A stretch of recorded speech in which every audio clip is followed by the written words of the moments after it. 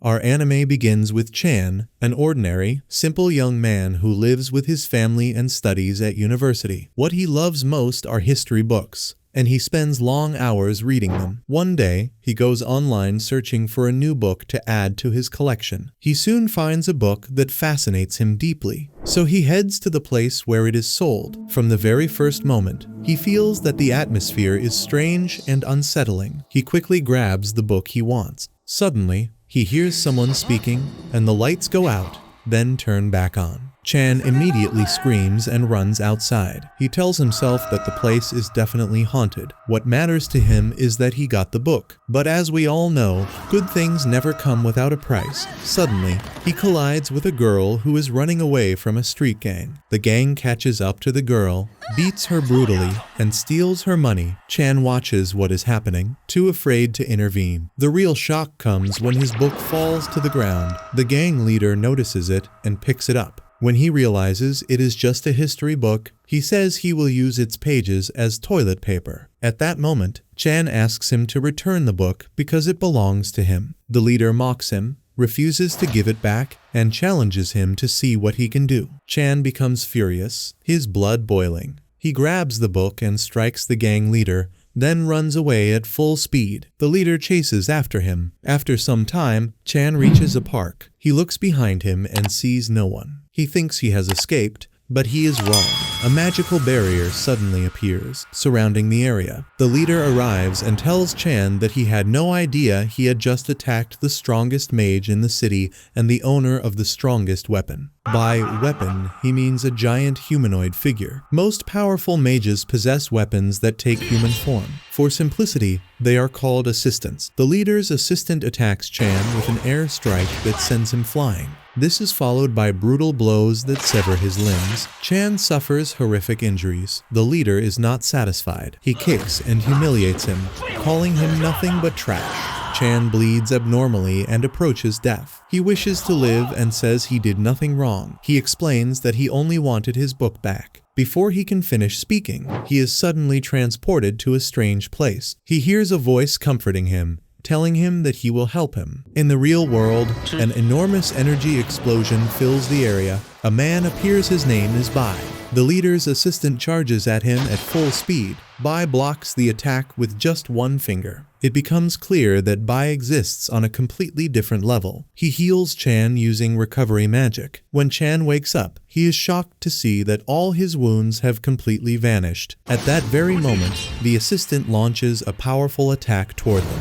The attack has no effect on Bai whatsoever. Bai becomes enraged by what happened. He unleashes a legendary magical strike. The entire area is destroyed. The assistant dies, and the gang leader dies as well. After that, Bai removes the magical barrier. He goes to Chan's house to rest for a while. The next day, Chan goes out into the street with Bai and tells him that he wants to understand what happened. Bai calmly explains that when Chan was on the verge of death, he summoned him, and that Bai is a magical weapon manifested in human form. However, his magic is weak, so he is not at full power, and his memories are highly fragmented. Chan laughs and tells Bai not to worry, saying that everything will be fine, and asks him to go home for now. Bai agrees, and they return together. Suddenly, while they are sitting, Chan's mother calls him and tells him that someone wants to see him. Chan hides Bai and goes outside, only to be surprised by a beautiful girl who tells him she is his university classmate and wants to take a walk with him. He feels very embarrassed and hesitant, but agrees. On the way, he apologizes, saying they never really got to know each other. She tells him her name is Sue, then immediately summons two people and reveals that she actually brought him here to make a deal and take his weapon. As she speaks, the weapon himself arrives. Yes, Bai has come. He approaches Sue and flirts with her using a few gentle words. She is impressed by him when she sees his appearance. Chan stands in the background, completely ignored. Then he steps forward, stops everything, and tells Sue that he will never give Bai to her. He takes his weapon and returns home. Bai sits with him and explains more about weapons. He tells him that all weapons come from the giant arsenal, and that weapons are either once wielded by legendary warriors or are unique legendary weapons from the beginning. Weapons are divided into 4 levels: level 4, the weakest, then level 3, level 2, and level 1. Some legends speak of a level 0, which is said to be terrifying beyond imagination. Bai adds that he is currently level 2, but his power is incomplete and his memories are unstable due to Chan's weak magical energy. When weapons leave the arsenal, they take human form and go to the warrior who summoned them, as happened with Chan. Bai continues and tells him that in the coming days, a tournament between warriors will be held. The winner will gain 2 things, glory and an infinite number of wishes. Chan is overjoyed and says that he will finally fix his life, improve his situation, and make his father proud. Bai responds in disbelief and asks him what kind of life he wants to fix, explaining that even the smallest wish could be to become the king of Earth and rule the entire world. Chan is completely shocked and decides that he will participate in the tournament no matter the cost.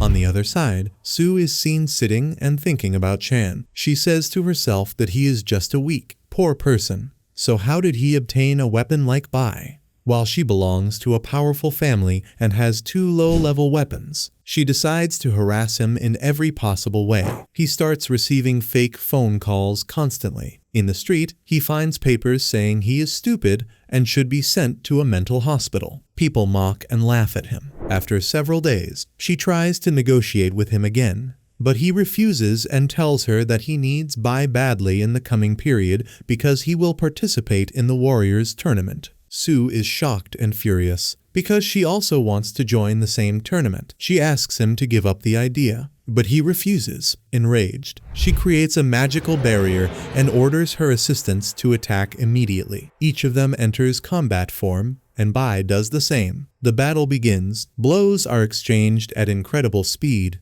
and Bai is able to fend off both of them at the same time. Suddenly, 2 people appear and stop the fight. Chan asks who they are and what they want. The black-haired young man answers that his name is Otto, and that his companion is Long, and that they came to take Sue to their leader. When Chan hears this, he decides to act bravely and tells Otto that he does not agree to them taking Sue. Otto becomes furious and immediately summons his weapon. At that moment, Bai seizes the opportunity and attacks him at full speed, but a woman suddenly appears and blocks the strike. At the same time, Sue orders her 2 weapons to attack. They launch powerful blows at Otto's assistant, but he blocks them. They try again, but to no avail. Sue orders them to activate their secret skill. They do so, and Otto's assistant feels a strange weakness spreading through his body.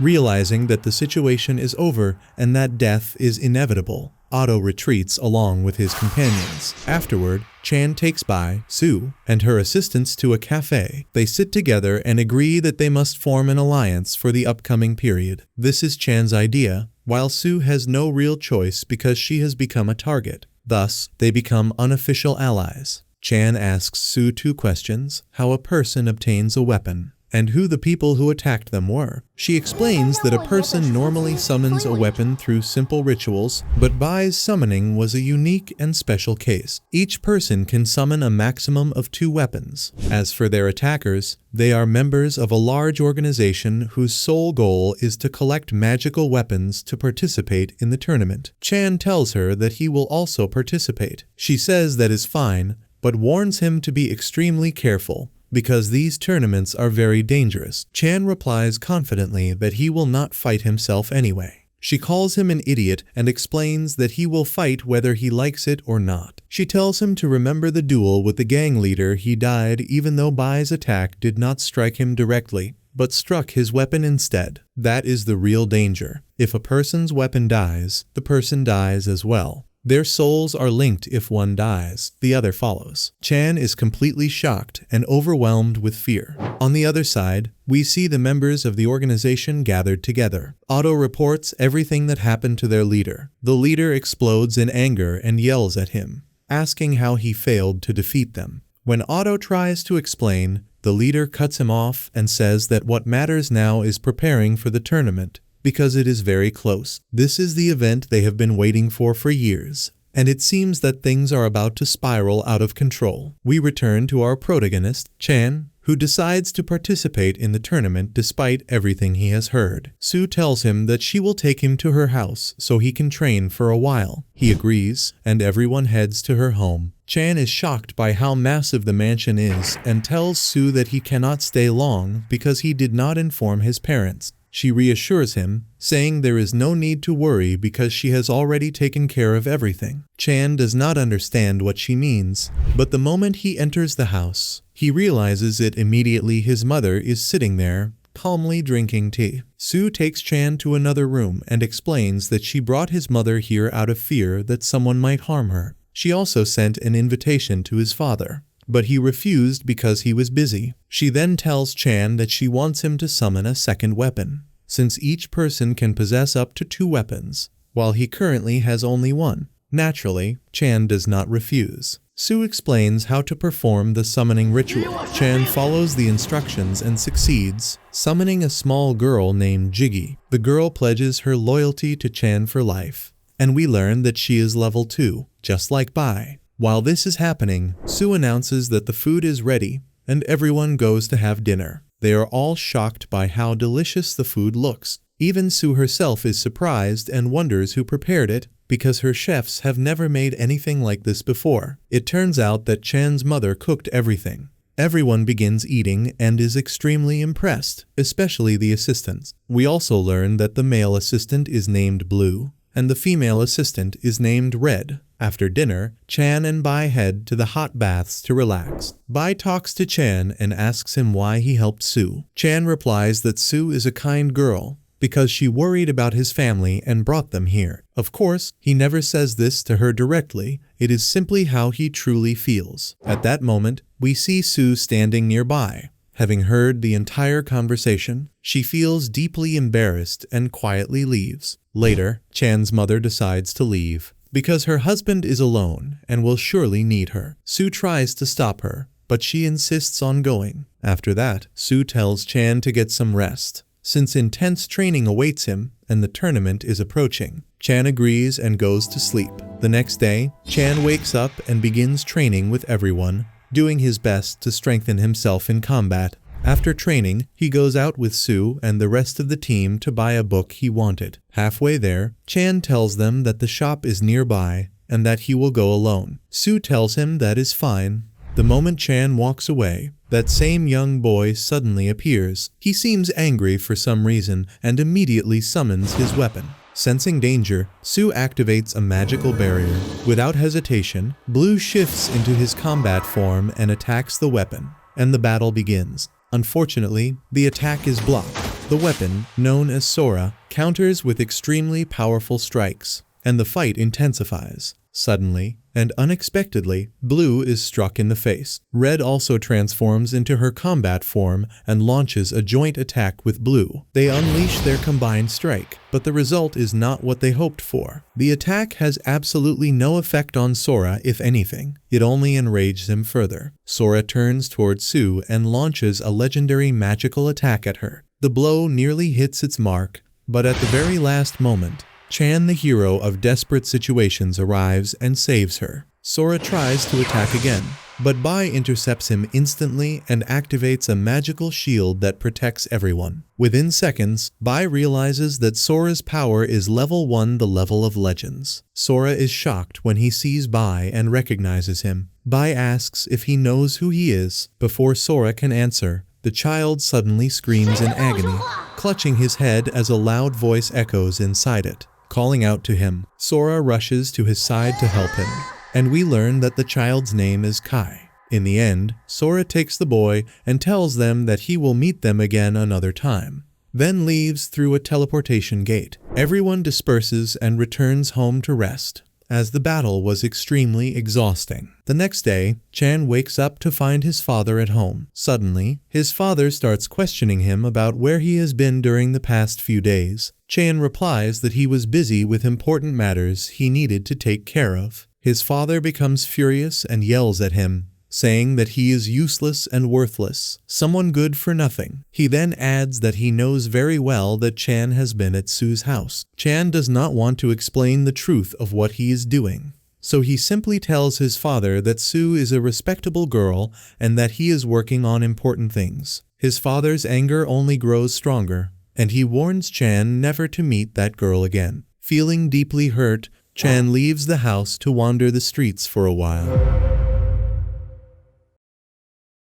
Meanwhile, Sue is sitting when she suddenly receives a visit from someone of great importance, the King of Magic. He tells her that the coming period will be filled with many dangerous events and that she must be extremely careful. Before she can even respond, a message arrives on her phone. When she opens it, she sees a video of Kai holding several bound people while flames ignite around them. Sue quickly excuses herself from the King of Magic and leaves immediately. She sets out to search for Kai with her assistants. She calls Chan and tells him that something extremely dangerous has happened and asks him to go to her house and stay there because there is a high chance that the organizations may attack at any moment. Chan agrees, and she ends the call. About 10 minutes later, Sue arrives at the location shown in the video, but she finds no burned bodies. She immediately realizes that it was a trap. She tries to call Chan to warn him, but someone strikes her phone and shatters it. She turns to see who did it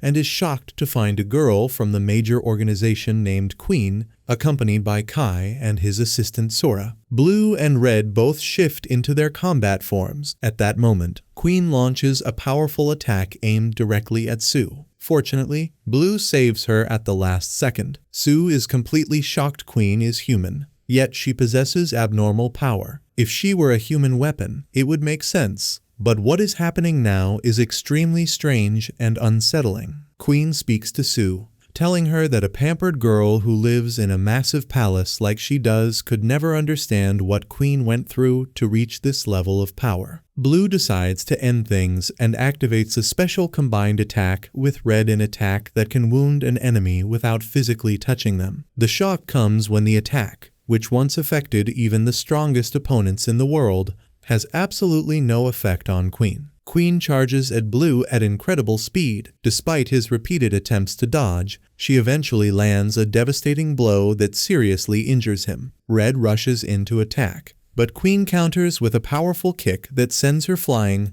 then electrocutes both of them with a violent lightning strike. Their screams echo from the pain. Sue stands completely helpless, unable to do anything. Queen does not stop there and continues her merciless assault. Sue collapses in tears and screams at Blue and Red to surrender, because if they continue like this, they will die. They respond by telling her that they have lived with her all this time, and even though she always saw them as mere weapons, they consider her their daughter. For that reason, they cannot surrender now. Either they die protecting her, or they fight until their last breath. In the end, the result is the same. Conflicting emotions surge within Sue, and a strange light appears. Blue and Red return to their original forms, their true weapon forms. Sue grabs them, her eyes filled with overwhelming rage. On the other side, some of Sue's friends go to her house and inform Chan that an attack from the organization is about to happen. Chan quickly thinks of a clever plan and puts it into action. Shortly afterward,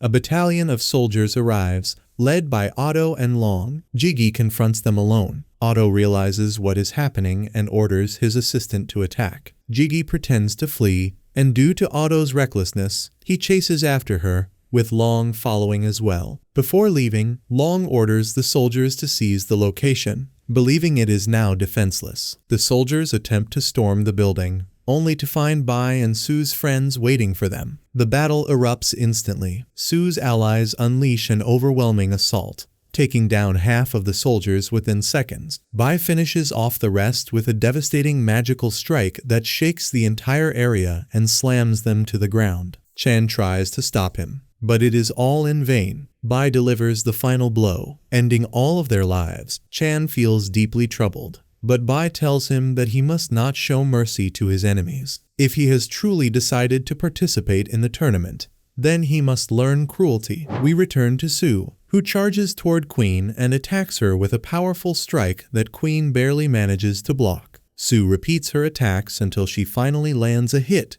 sending Queen flying back into a wall. Queen has reached her absolute limit, but she gathers the last of her strength and unleashes one final magical attack. Sue dodges it at the last second, seizes the opening, and counterattacks with fire magic, striking Queen directly. Realizing that the situation has completely turned against her, Queen flees the scene. Kai does the same and escapes. Sue collapses to the ground, completely exhausted after consuming an enormous amount of energy. On the other side, Jiggy stops running. Otto orders his assistant to attack. The assistant charges, but Jiggy blocks the strike with her sword. A ninja girl attempts to ambush her, but fails when Bai arrives at the perfect moment and deflects the attack with his magic. Otto mocks them, saying they truly believe they can defeat him, then orders his assistant and the ninja girl to begin the battle. The ninja disappears instantly, while the assistant clashes violently with Bai. Chan becomes extremely anxious. He realizes that the ninja could ambush Bai at any moment and kill him. Thinking quickly, Chan rushes toward Otto and orders Jiggy to attack him. She nearly succeeds, but the ninja suddenly appears and blocks the strike. Bai sees the situation and realizes it is the perfect opportunity. He releases his crystal magic attack,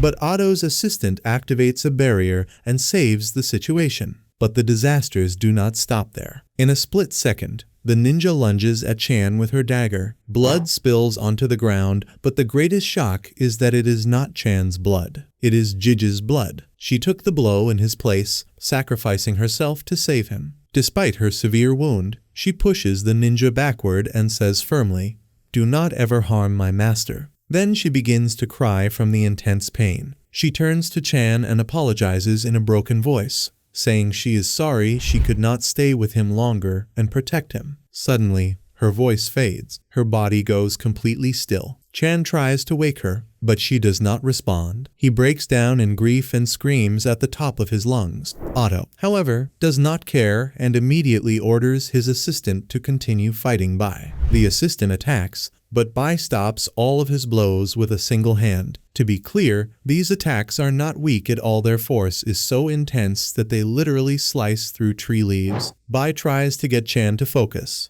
but Chan is completely shattered by grief. At that moment, the assistant seizes the opportunity and surprises Bai with an extremely powerful strike, sending him flying backward. He approaches, preparing to finish Bai off, but just in time, reinforcements arrive. Yes, Blue and Red enter the battlefield and immediately launch an attack, with Sue alongside them. She rushes straight to Jiggy and asks about her condition. Chan tells her that Jiggy is dead. Sue firmly tells him not to rush to judgment and asks him to stay calm. She checks Jiggy's heartbeat and is shocked to discover that she is still alive. Without hesitation, she activates 2 spells at once, a healing spell and another spell to return Jiggy to her original weapon form. She explains to Chan that Jiggy's body has already begun healing, but returning her to her weapon form is necessary for faster recovery without consuming too much energy. Otto is stunned by what he sees. Sue had just finished an extremely intense battle,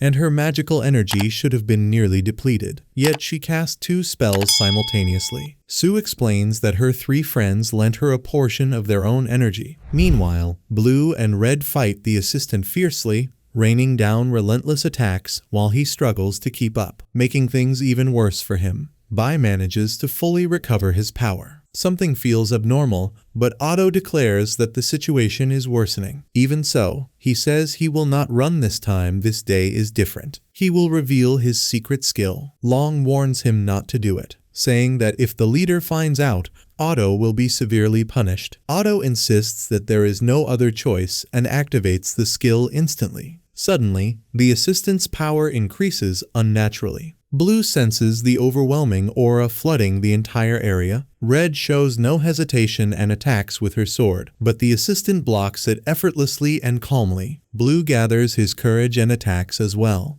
but the shock comes when the assistant stops him and says this will not end so easily. He unleashes powerful strikes that knock Blue and Red backward. Then he activates a magical technique that allows him to absorb the power of the stars into his sword. Once enough power is gathered, he releases the attack, and its force is terrifying beyond imagination. Bai tries to block the attack and barely manages to hold it back. Within seconds, he realizes he cannot last more than 30 seconds, because his magical energy has already been heavily drained. Seeing this, Chan rushes toward Bai and transfers magical energy to him. The shocking truth is revealed: Chan's power is not as weak as everyone believed. Bai absorbs the energy and launches a counterattack, but it fails. At that moment, a clever idea strikes him, absorbing the assistant's attack itself. He executes the plan and succeeds. The assistant stands frozen in disbelief, wondering how this is possible,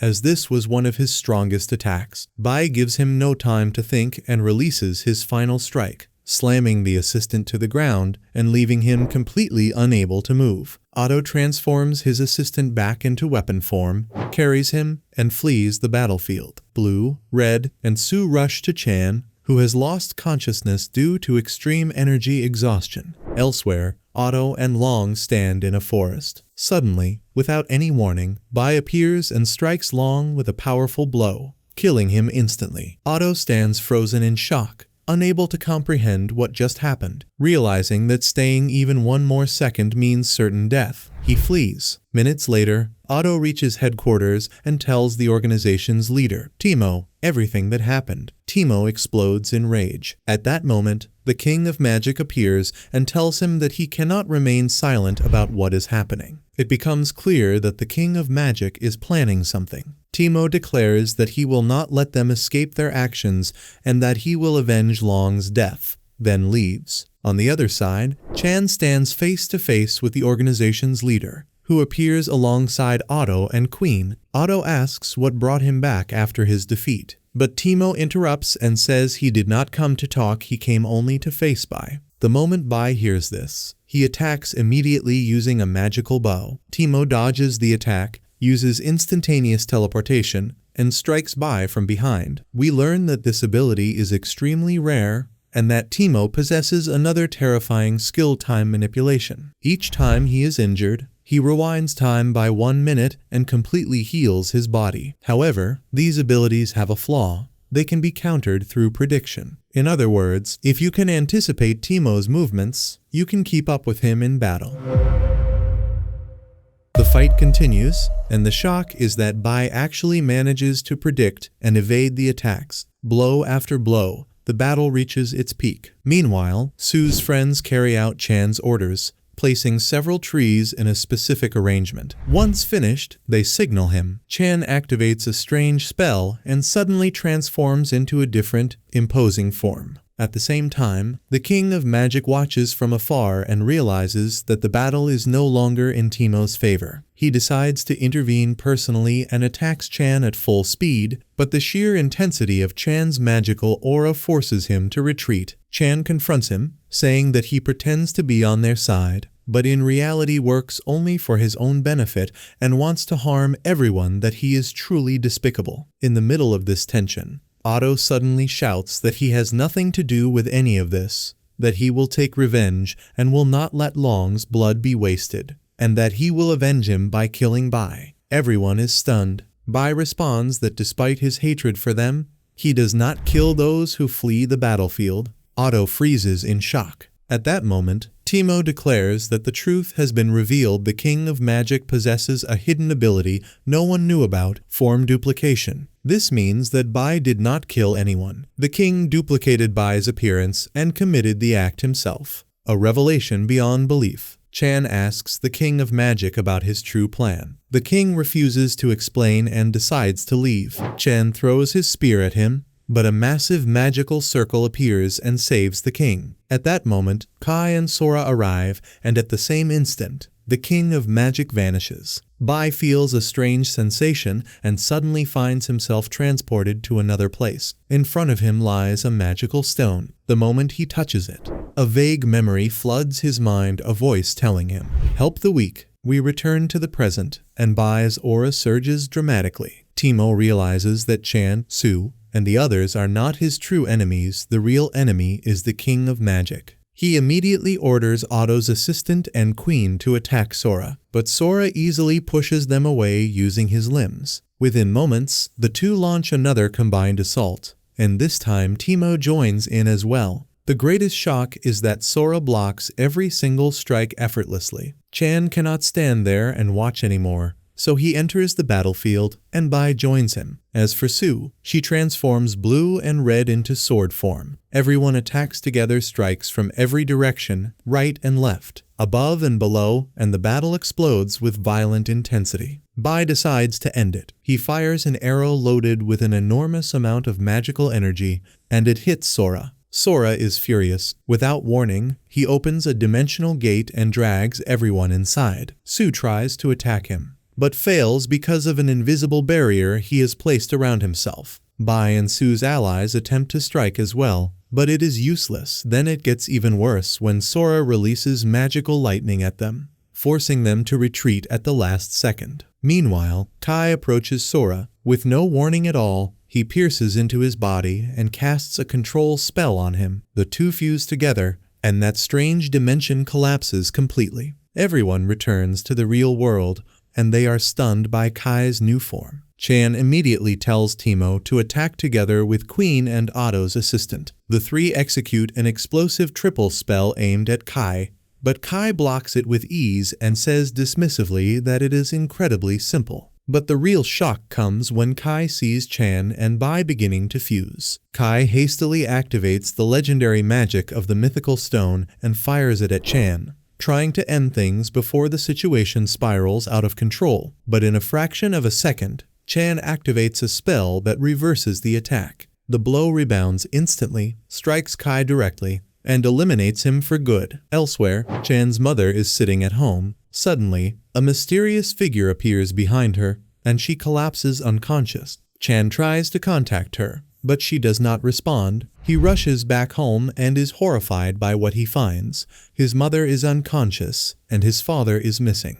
Without hesitation, he takes his mother to the hospital, where she is admitted to intensive care. Chan stands there, anxious and terrified for her. Su tries to comfort him, while Bai tells him there is no time for talking and that they must search for the King of Magic. Chan snaps and scolds him, saying he thought Bai had feelings, but now he realizes he is only a weapon. His mother is in the IQ, and he asks Bai whether he has ever felt fear for someone precious to him. Hearing these words, Bai is struck by a strange memory. Without warning, deep sadness overwhelms him, and he leaves. Jiggy is sad as well. She goes out and sits alone. One of Su's friends comes to her and asks why she is upset. Jiggy admits she fears she is not strong enough, and that she feels Chan sees her as a burden. The young man smiles and tells her to remember Chan's actions toward her to understand her true value to him. Jiggy thinks back and remembers how Chan used to hold her with worry and concern. She realizes he respects her, fears for her,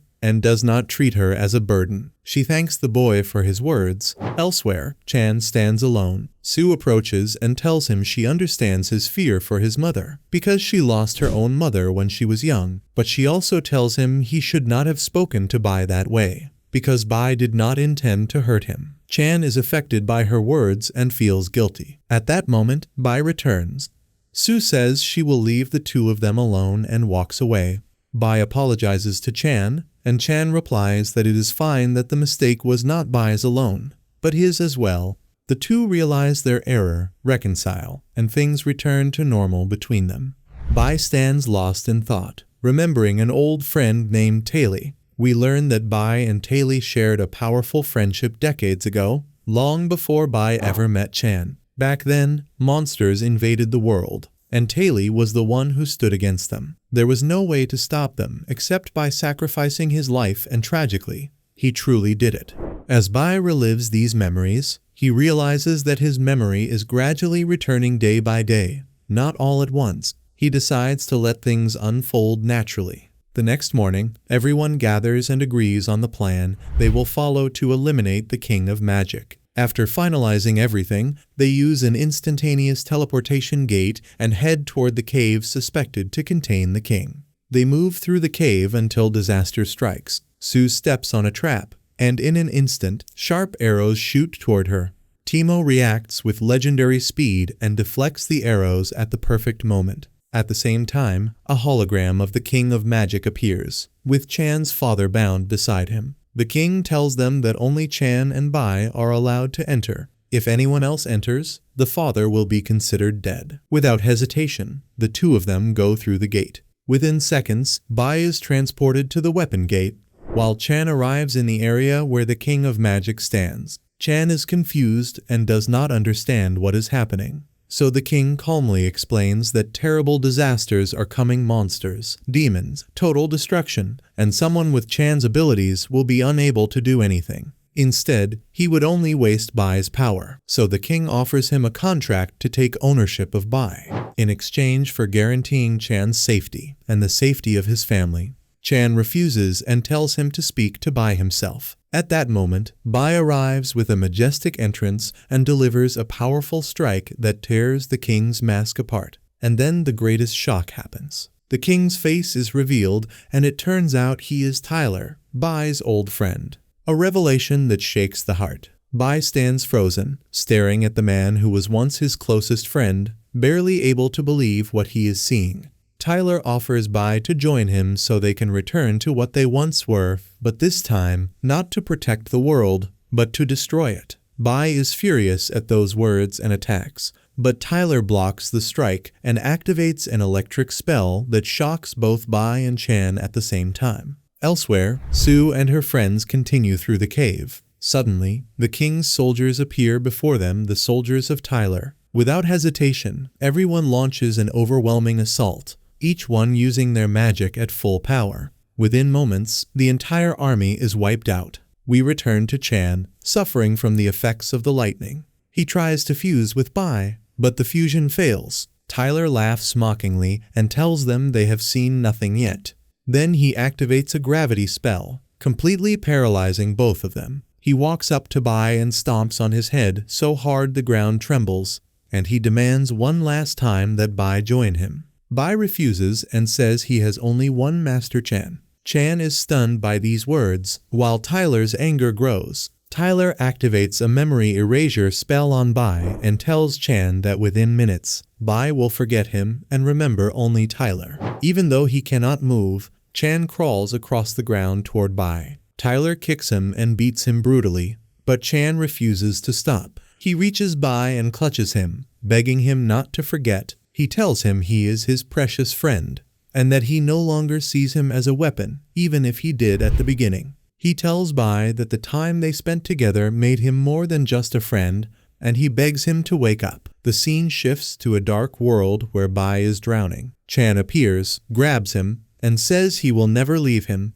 He pulls him upward. A tremendous light erupts, and the full fusion between Chan and Bai finally happens. At that moment, Tyler tries to attack, but Chan blocks the blow with one hand as if it were nothing. Tyler attacks again. Chan grabs Tyler's weapon and shatters it, then launches a storm of consecutive, brutal strikes. Tyler can barely breathe under the speed and violence of the blows. Chan tells him that he has harmed countless people and killed innocents, and that he must be punished. He keeps striking until Tyler is bleeding heavily. Then Chan delivers the finishing blow in a deserted area, a final strike so powerful it nearly splits the earth itself. Tyler collapses, and his body fades away. In the same instant, Chan separates from Bai, rushes to his father, frees him, and supports him, reassuring him that he is here. But suddenly, without any warning, his father grabs Chan by the throat and begins choking him. The moment freezes on that horrifying scene. And if you thought the disasters would end here,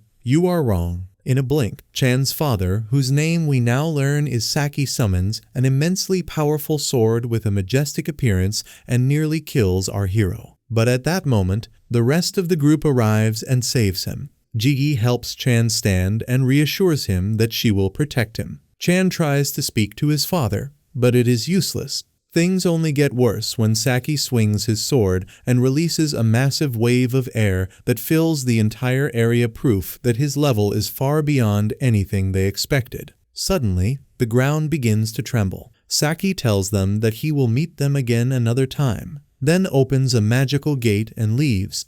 It feels as if a major catastrophe is about to happen. After that, each member of the team returns home to rest. Chan returns as well. But he finds no peace. Instead, he begins searching for anything that could explain what is happening. Unfortunately, he finds no answers until he comes across that ring. At that moment, Bai tells him to hand over the ring quickly. Chan gives it to him and asks why. Bai replies that a strange magical energy is emanating from it. Chan is shocked and tells him that this ring is his father and mother's wedding ring. Bai then says that everything is now clear. He explains that while they were at the hospital, he sensed that the reason Chan's mother was suffering was magical energy, but he did not want to say anything until he confirmed it, and now his suspicions were correct. Chan asks what he means. Bai answers bluntly. It looks as if Chan's father is the one who harmed his mother whether he was being controlled or not, but Bai is certain that Saki is the cause of what happened. Chan freezes in shock, barely able to process what he is hearing. Elsewhere, during a music concert, Saki enters the venue. A young man tries to stop him, but loses consciousness in an instant and collapses to the ground. At the same moment,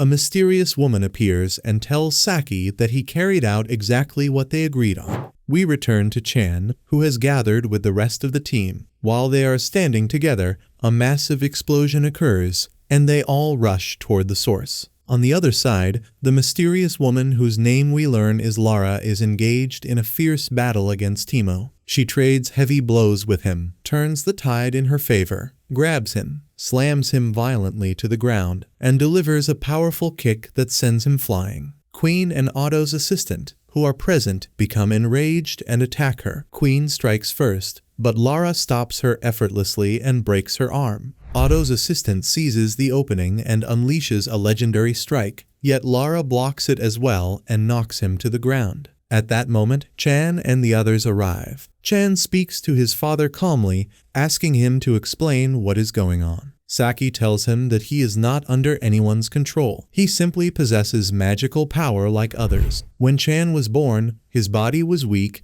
and he did not inherit that power, and that angered Saki. Then Saki continues. Later, Chan summoned the strongest weapon in the world by the weapon everyone is desperate to control. And in Saki's eyes, Bai should have been his, not in the hands of a child like Chan. So Saki planned to take Bai from him. He made an agreement with Tyler to stage a deception that would convince everyone that Saki was being controlled so that later he could seize Bai and then seize control of the world. He insists that everything was going according to plan until Chan interfered. But he will not abandon his goal, and he will take Bai no matter the cost. Chan explodes in rage and asks if Saki ever thought about his mother. Saki answers that those are meaningless trivialities. At that same moment, Sue transforms red and blue into weapon form and unleashes her strongest attack, the exploding meteor. But the shock is that Lara is not affected at all. Bai attacks as well, launching a rapid chain of consecutive strikes. Yet Lara blocks every blow and counters with a strike that sends Bai flying. Then she activates a power enhancement spell that knocks everyone down. Chan searches for a solution and remembers an ancient spell he once read about in a book, one that can unleash a magical attack of unimaginable force. But it requires 4 people whose energy is above half and who are not exhausted. Sue explains that everyone is completely drained, except for Bai, red, and blue. As for Gigi, because of her young age and all the recent battles, her energy has become far too low. That means only 3 people have enough power. At that moment, Sue's friends offer to sacrifice themselves and transfer their energy to Gigi. Gigi refuses and tells them it will kill them, but they insist, saying their lives are not important compared to everyone else's. Despite her refusal, they suddenly activate the spell, and all of their energy flows into her. Gigi collapses in tears and decides she will avenge them. In that very instant, her form changes completely, and her power rises dramatically. Like lightning, Chan activates the spell. The power of the 4 merges into one, and they unleash their most violent attack yet. At last, they manage to injure Lara. Lara erupts in rage. In a single moment, she uses her trump card, her hidden skill, dimensional teleportation. The skill succeeds, and everyone is transported to the area in front of the giant weapons gate. And for anyone wondering why she chose that location, the weapons gate zone is a region where magical and spiritual power is nullified. Everyone inside becomes weakened except users of dark magic. Yes, Lara uses dark magic. Within moments, she transforms into a different form and attacks Chan, injuring him. But Chan does not back down. He immediately fuses with Bai, and without hesitation launches fast, brutal attacks on Lara, striking relentlessly without mercy. However, Chan makes a reckless move. Lara exploits it and manages to seize him. She tells him she will not let him go unless he hands Bai over to her. Chan replies firmly that he will not do that unless it is over his dead body. Lara throws him away, then turns to the weapons gate and begins opening it slowly. As she does, Bai's power begins to fade little by little. Bai tells Chan that if the gate is fully opened, it will pull all weapons into it. Before he can finish speaking, Lara fires an explosive magical sphere. Chan tries to stop it, but cannot. The power is overwhelming. So he decides to use his final solution and asks everyone there to fuse with him. No one refuses. Within seconds, the fusion is complete. Chan manages to stop the attack. His appearance changes entirely into a majestic, overwhelmingly powerful form, and then he launches into the sky. Lara attacks him with a massive number of magical swords, but he blocks them with ease. He even uses the same spell and fires similar swords back at her. But the surprise is that this was only a distraction. In a flash, he ambushes her and delivers a crushing blow to the core where her magic is stored, triggering a massive magical explosion that finally destroys Lara. After that, everyone separates again. They use an instantaneous teleportation gate to leave the area, and each one returns home. A few days later, we see them all doing well. We also learn that Saki, the father, has remained missing since the moment of the incident. Meanwhile, the bond between Chan and Bai develops significantly, increasing their synchronization and combined strength, and their situation stabilizes noticeably. And in a final twist, a mysterious figure appears and announces that the time left until the tournament begins is nearly over, and that what happened so far was only the beginning. The true destruction has not arrived yet. And that is where the anime ends.